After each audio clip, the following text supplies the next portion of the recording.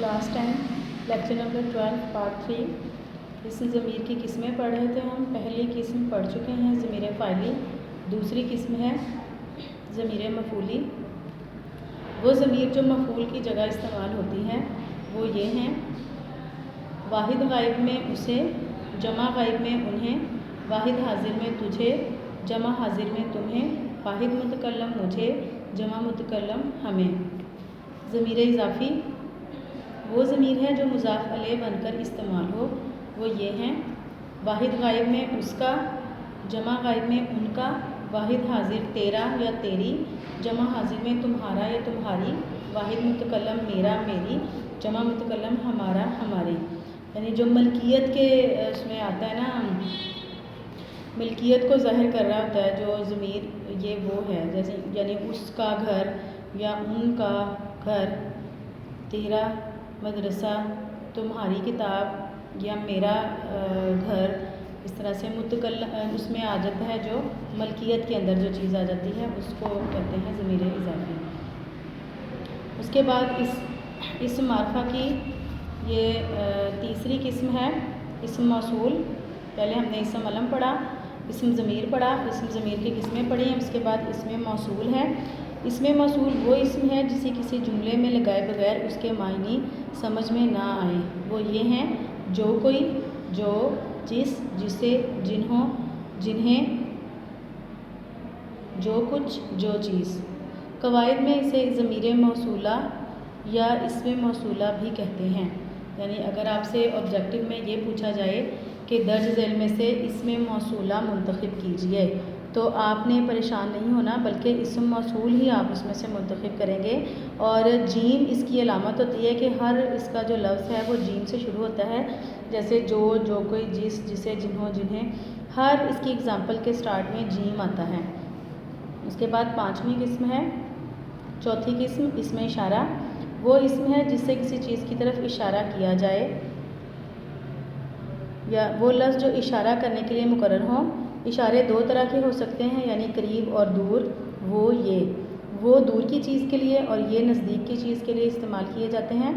جس چیز کی طرف اشارہ کیا جائے اسے مشار علیہ کہتے ہیں، جیسے وہ لڑکا، یہ کتاب۔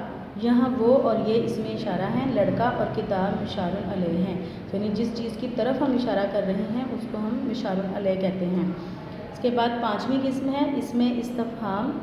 استفہام تفہیم سے یعنی سمجھنے سے، انڈرسٹینڈنگ سے یہ لفظ نکلا ہے، سمجھنا کسی چیز کو۔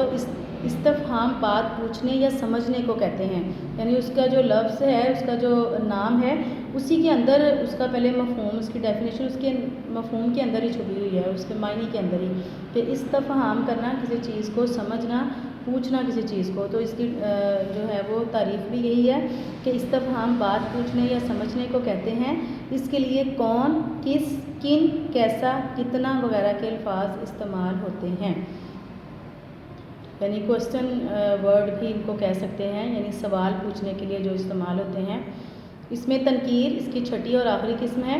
وہ لفظ ہے جو غیر معین شخص کے لیے بولے جائیں۔ غیر معین یعنی جو کوئی فکس نہ ہو، کوئی بھی ہو سکتا ہے، وہ کوئی اسپیسیفک نہیں ہے کہ اسی کے لیے یہ بولا جا سکتا ہے، کسی بھی پرسن کے لیے ہم اس کو استعمال کر سکتے ہیں۔ جیسے اس کی اگزامپلس ہیں: کسی، کچھ، کوئی۔ یعنی کسی کو اگر ہم جملے میں استعمال کریں تو یہ کس طرح سے استعمال ہو سکتا ہے: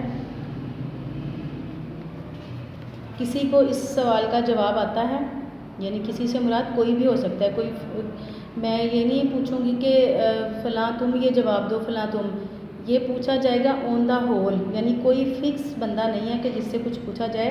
کسی کو اس سوال کا جواب آتا ہے، یا کسی کے پاس اردو کی کتاب ہے، یعنی کسی بھی غیر معین شخص کے لیے، ہم نے فکس کر کے نہیں پوچھنا، کسی سے بھی ہم سوال پوچھ سکتے ہیں، اس کا کوئی بھی اس کی اگزامپل میں شامل ہو سکتا ہے۔ ٹھیک ہے، یہ آپ نے اس میں تنکیر تک پڑھا۔ اسم معرفہ کی اقسام یہ ساری کی ساری پڑھ لی۔ ان کو آپ نے جو ہے وہ اس کے ساتھ آپ نے کیا تھا پارٹ 1 جو تھا لیکچر نمبر 12 کا، اس میں آپ نے بک ایکسرسائز کی، کوشچن آنسر کیے، اور پارٹ 2 اور 3 میں آپ نے اسم معرفہ کی اقسام اور اسم ضمیر کی اقسام، یہ ساری آپ کی جو ہے وہ لیکچر نمبر 12 کی ڈائری ہوگی. سارے کو آپ نے ایک ہی دن میں لرننگ کرنی ہے اس کی، اور اچھے سے ڈیفینیشن ایگزامپلس کے ساتھ یاد کیا کریں.